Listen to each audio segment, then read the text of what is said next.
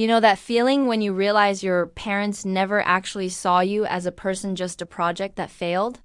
Yeah, that was my dinner last December. We were sitting at the same oak table we'd had since I was 10. My mom was slicing her chicken like it had personally offended her, and my dad was pretending to be calm while gripping his fork, like he was ready to throw it at me. I should have known something was off the moment, Mom said. We need to talk about your future, my future. The word always meant their expectations. Not my life. I was 26, working remote, freelancing in digital design. I wasn't rich, but I was surviving, honestly, thriving compared to a lot of my peers.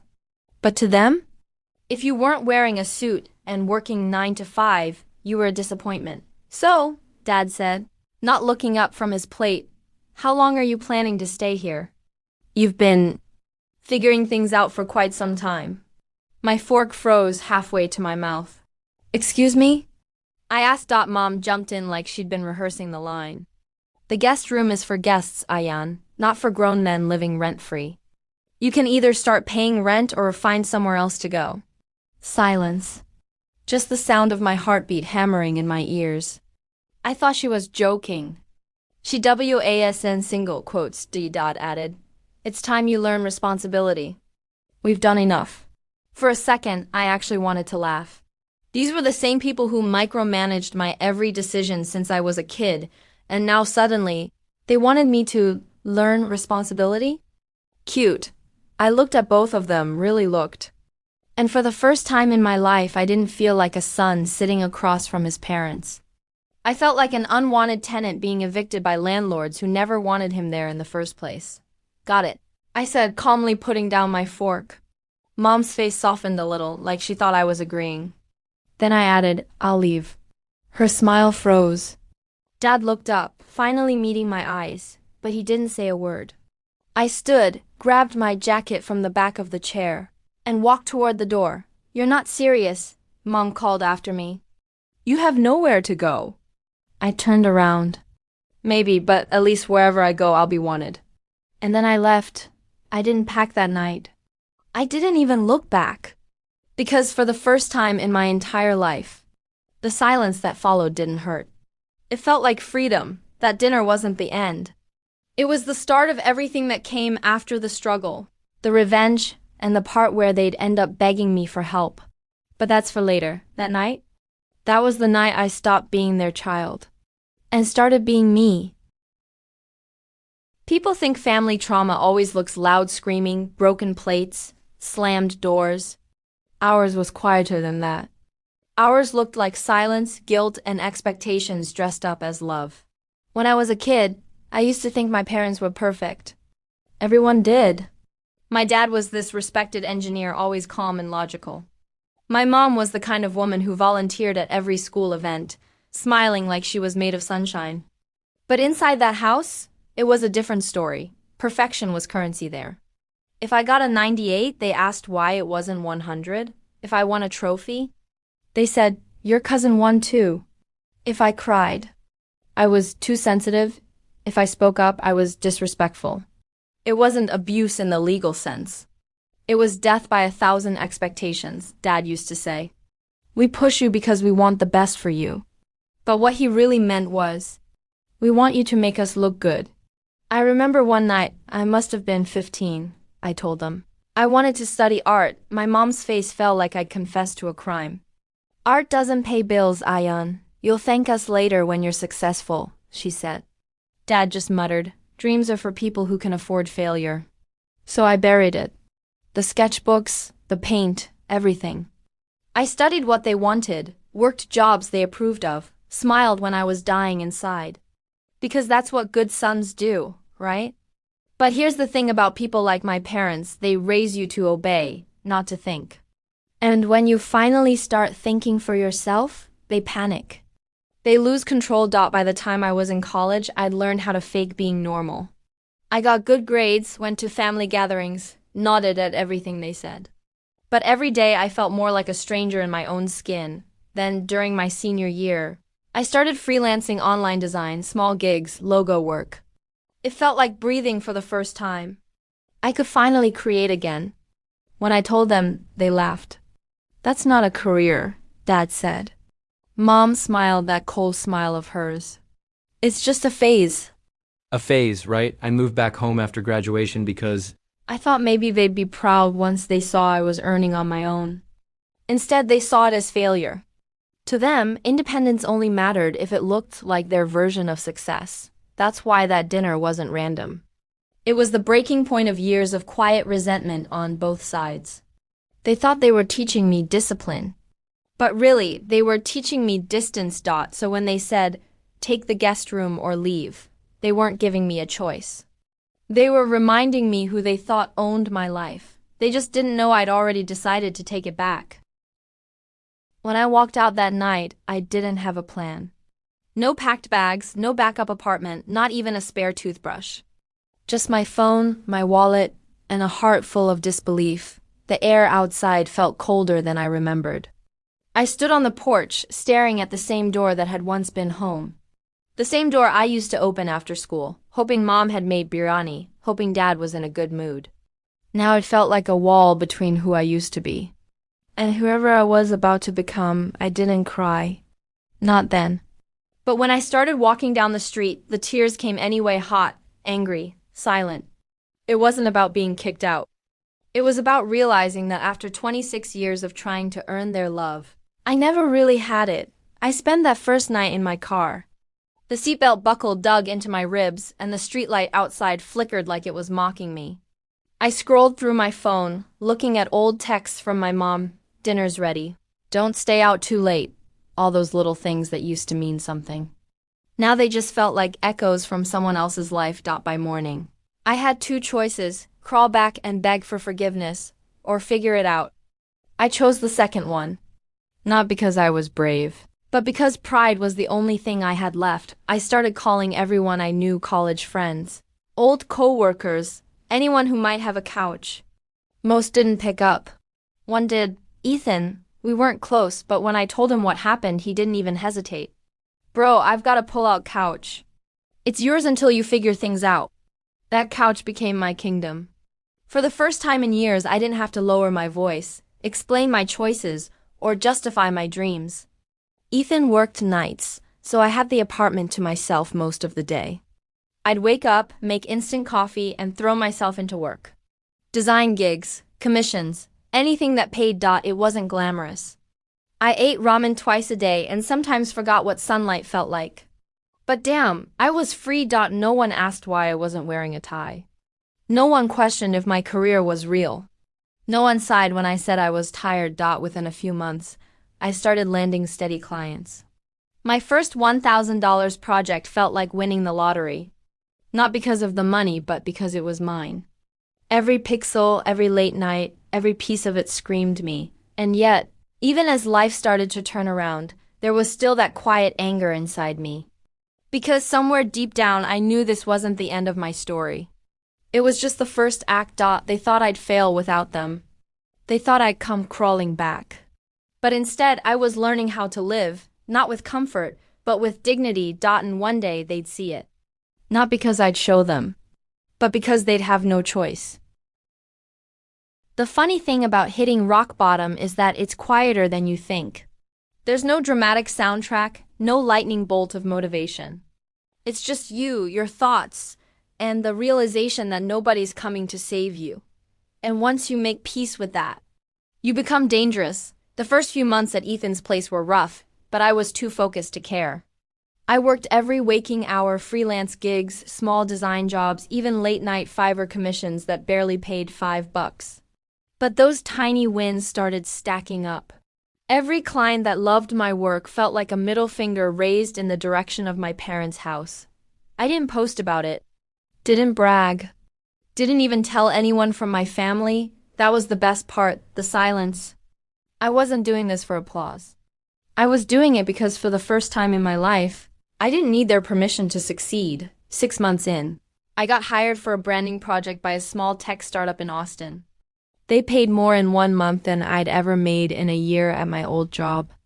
And when the CEO personally thanked me on a Zoom call, I realized something. I wasn't the same Ayan who'd walked out of that dinner.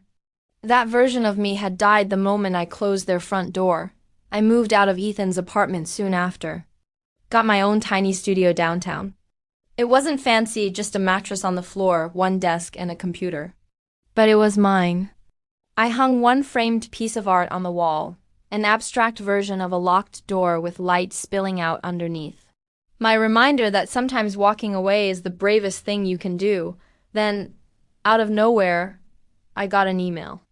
From my mom. Hope you're doing okay. Dad's been asking about you. Things at home are complicated. Maybe we can talk. I stared at that email for 10 minutes straight. Not angry. Not sad. Just numb. It wasn't guilt. It was curiosity. Why now? I didn't reply. Instead, I opened my bank account. For the first time in my life, the balance wasn't something to be ashamed of. My company, mine, had just crossed 6 figures in earnings. The kid they said would never make it was now running a legitimate design firm with 3 international clients. All without their help, without their name, without their approval. I didn't tell them a thing. No social media posts, no updates, no calls. I stayed silent because silence hurts louder than words ever could, and somewhere, deep down, I knew this wasn't just growth.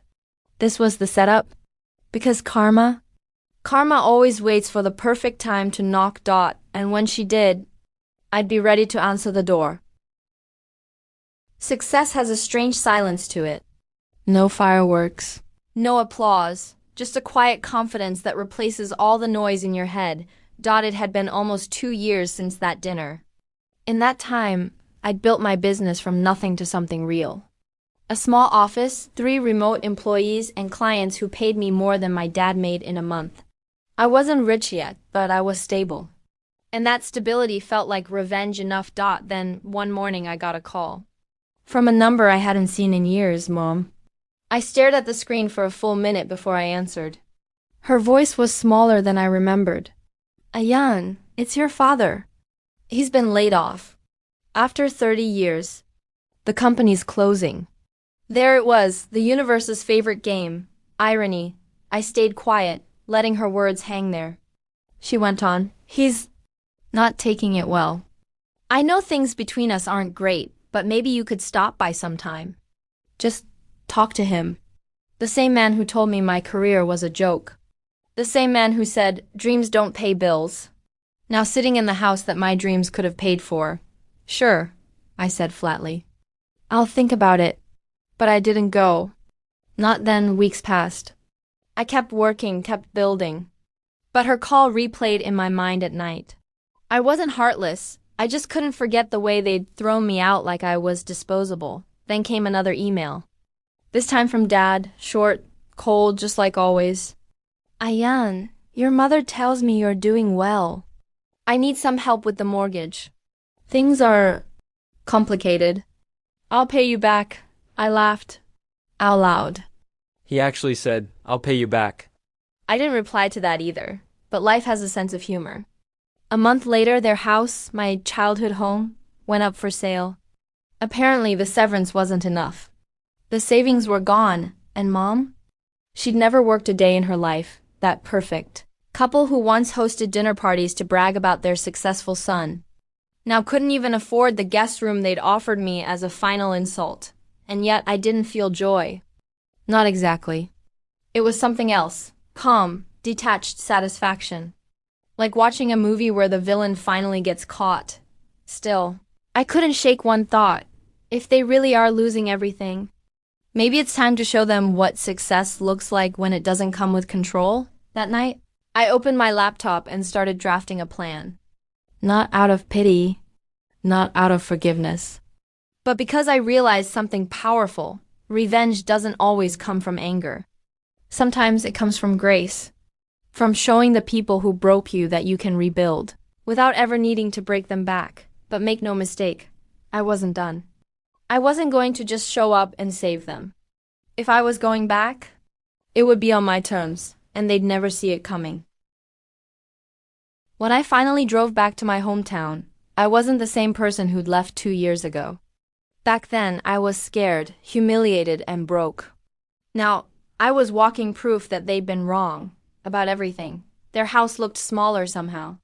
Faded paint, patchy lawn, a for sale sign leaning to one side. The symbol of their pride. Collapsing under its own weight, I parked across the street and just sat there for a minute, watching. Then I saw them, Mom on the porch, folding laundry that looked 10 years old. Dad sitting in a chair that once belonged in his fancy study. Staring blankly at the driveway. When Mom finally saw me, she froze. Then she smiled, nervous, polite, like she was greeting a neighbor, not her son. Ayan, you came. Yeah, I said. You called. I figured I'd check in. Dad looked up but didn't move. His face was thinner, eyes sunken, pride still stitched into every line. Didn't expect you to show, he muttered. Neither did I said. We sat in that familiar, suffocating silence. The same silence that used to mean disappointment. But this time it didn't bother me. Because now I was the one in control. Mom broke the ice first. We're selling the house. Your father's company went under, and things have been tight. I nodded, pretending to be sympathetic. I heard, I said. I actually came because I might be able to help. Dad's eyes flicked up. Help how? I took a slow breath, savoring the irony. My firm's been expanding. We just opened a small business investment division. We specialize in helping families restructure after financial loss. I could buy the house. Lease it back to you for a year while you get back on your feet. Mom gasped softly. You'd do that for us? I smiled, calm, professional, almost detached. Of course. Business is business. You just need to sign over ownership so I can handle the taxes. For a moment, nobody spoke. Dad's jaw tightened. I could see it in his eyes, the storm of pride and desperation colliding. You want to own our house? He asked. His voice cracked, just slightly. Technically, I said, my company would. It's the only way to make the math work. That was the moment it hit him, that his son, the one he called a failure, was now offering him a lifeline. On terms he couldn't control, he looked away. We'll think about it, he said quietly. But we both knew they had no choice. When I left that day, I didn't feel joy or guilt. Just closure. Sometimes revenge isn't about shouting or getting even. Sometimes it's just sitting across the table, offering a deal so clean, so logical, that they have to accept it, knowing deep down they built the very man who outgrew them. That night, Mom texted me, "We'll sign the papers tomorrow." Thank you, Ayan. I didn't reply, because I wasn't their son anymore. I was their landlord. It took exactly 1 year after I bought the house for the moment to come full circle. The same house, the same dining room. But this time, everything and everyone had changed. I didn't live there. I owned it. They rented it. When the lease papers were signed, my dad refused to look me in the eye. He just said, we'll pay on time. And they did. Every month, quietly, that silence used to suffocate me. Now, it sounded like peace, but tonight was different. Mom had invited me over for dinner. Just one family meal, she'd said. Like old times. So there I was, sitting at the same oak table where they once gave me the choice to take the guest room or leave. Except this time, I wasn't the one without a place to go. The food smelled familiar. Rice, curry, salad, everything perfectly placed. Mom tried small talk. Your business must be keeping you busy. Yeah, I said. Expanding next quarter. Dad stayed quiet, cutting his food carefully, just like that night. I could almost feel the ghost of that old tension hanging in the air. Halfway through the meal, he finally spoke. You did well for yourself, he said, still not meeting my eyes. Better than we expected. I smiled. Yeah, I guess I had good motivation. Silence again. Then Mom sighed. We've been thinking. Maybe we should move out. Find a smaller place. We don't want to be a burden. There it was. The exact words I'd waited years to hear, them worrying about being a burden. I leaned back, letting the irony sink in. You're not a burden, I said slowly. But you're right, maybe downsizing would help. Dad looked up sharply, caught off guard.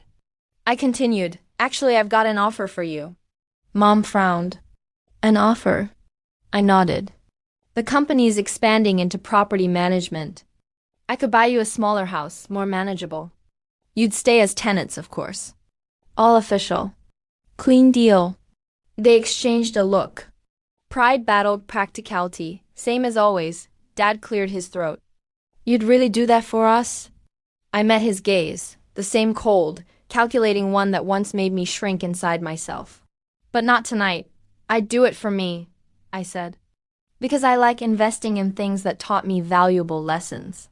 He didn't respond. He didn't need to. The silence said it all. As the dinner ended, I stood up first, just like I had 2 years ago. Only this time, I wasn't walking away in anger. I was walking away in victory. At the door, Mom said softly, "We're proud of you, Ayan." For the first time, I didn't crave it. I just nodded. Good, you should be. Outside, the air was cool, calm, and free, exactly how it felt the night I left. Except this time, I wasn't running from anything. I got into my car, looked back at the house, and smiled, because once upon a time, they gave me a choice: take the guest room or leave, and I left. But tonight, it wasn't me who had to choose. It was them, and that was my real revenge. The end.